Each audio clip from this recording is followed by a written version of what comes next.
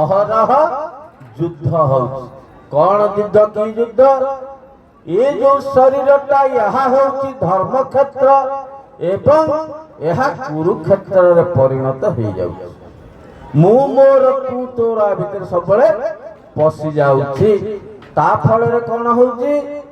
ना जेतबेले मुकार रे जीव विजड़ित हो जाउची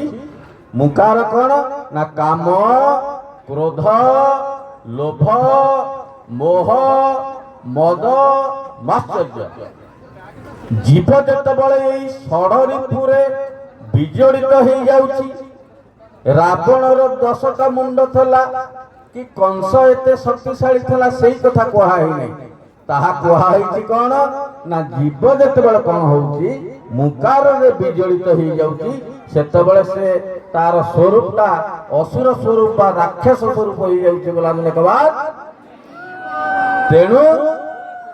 आमे कौन करिबा ये शरीरटा कौन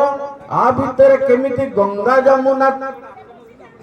आउ त्रिवेणी संगम सरस्वती संगम आ भितर हो किंतु जीव कौन है ना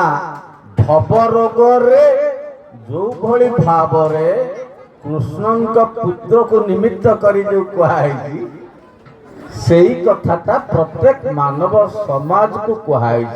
अरे तुम भव रोग रे जड़ित हो फल तुम रोगाक्रांत हो जाउछ